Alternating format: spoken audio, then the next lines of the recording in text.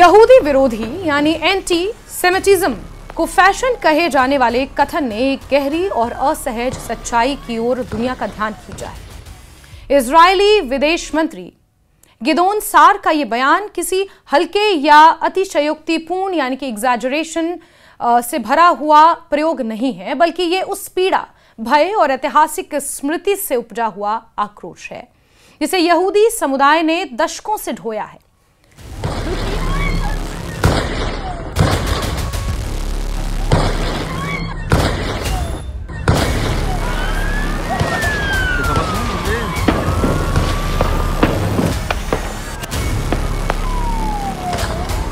द्वितीय विश्व युद्ध यानी सेकेंड वर्ल्ड वॉर और हॉलोकॉस्ट के बाद ये उम्मीद की गई थी कि मानवता यहूदी विरोध की भयावहता से सबक ले चुकी है, लेकिन 80 वर्षों के बाद आज जिस तरह से ये घृणा फिर से खुलकर सामने आ रही है, वो न केवल यहूदियों के लिए बल्कि समूची वैश्विक नैतिक व्यवस्था के लिए एक चेतावनी है। वास्तव में यहूदी विरोध कभी पूरी तरह खत्म ही नहीं हुआ था। युद्ध के बाद के वर्षों में ये कई बार छिपे रूप में मौजूद रहा, कभी साजिश सिद्धांतों के रूप में, कभी सांस्कृतिक पूर्वाग्रहों के रूप में, तो कभी राजनीतिक भाषा के भीतर।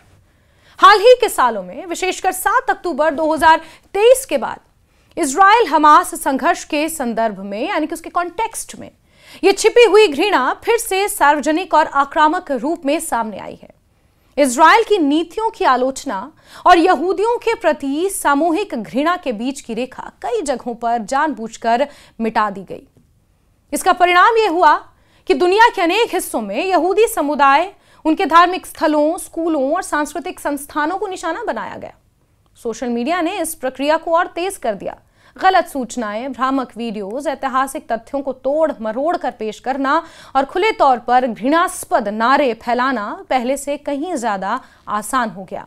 ग्लोबलाइज द इंतिफादा जैसे नारे, जिन्हें कुछ लोग राजनीतिक प्रतिरोध के रूप में प्रस्तुत करते हैं, यहूदियों के लिए सीधे तौर पर हिंसा और शिकार बनाए जाने का आह्वान प्रतीत होते हैं। इतिहास के संदर्भ में देखें तो इंतिफादा शब्द पहले ही हिंसा और आतंकी हमलों से जुड़ा हुआ है और इसे वैश्विक स्तर पर फैलाने की बात करना यहूदियों में भय पैदा करता है कि वो कहीं भी सुरक्षित नहीं है। इसी पृष्ठभूमि में ऑस्ट्रेलिया के सिडनी में हुआ भयावह आतंकी हमला एक प्रतीक बनकर उभरता है। भले ही किसी एक घटना के पीछे कई जटिल कारण हों, लेकिन यह हमला उस वैश्विक माहौल से अलग नहीं देखा जा सकता जिसमें घृणा, ध्रुवीकरण और दूसरे को अमानवीय बनाने की प्रवृत्ति बढ़ रही है। जब यहूदी समुदाय सिडनी में हनुका की मोमबत्तियों के साथ उन निर्दोष लोगों की स्मृति में दीप जला रहा है जो उस हमले में मारे गए, तो ये दृश्य खुशी और शोक, आस्था और भय सबको एक साथ समेटे हुए है। हनुका खुद अंधकार के बीच प्रकाश का पर्व है, जिस तरह हमारे यहाँ दीपावली है। आज ये प्रकाश केवल धार्मिक आस्था का नहीं बल्कि अस्तित्व और मानवीय गरिमा की रक्षा का प्रतीक बन गया है। इजरायली विदेश मंत्री द्वारा ऑस्ट्रेलियाई सरकार की आलोचना इसी संदर्भ में समझी जा रही है।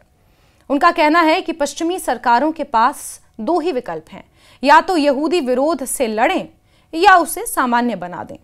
एक कठोर लेकिन महत्वपूर्ण सवाल खड़ा करता है। जब यहूदी विरोध नारों को अभिव्यक्ति की स्वतंत्रता के नाम पर अनदेखा किया जाता है, जब यहूदी समुदाय की सुरक्षा संबंधी चिंताओं को अतिशयोक्ति कहकर टाल दिया जाता है, तब यह संदेश जाता है कि यह घृणा स्वीकार्य है। यही सामान्यकरण सबसे खतरनाक चरण होता है, क्योंकि इसके बाद हिंसा को भी वैचारिक औचित्य मिलने लगता है, यानी कि वैलिडेशन मिलने लगती है वायलेंस को। यह भी सच है कि ऑस्ट्रेलिया अकेला देश नहीं है जहां सरकारों और संस्थानों पर यह आरोप लगा है कि वो यहूदी विरोध को रोकने में पर्याप्त रूप से प्रभावी नहीं रहे।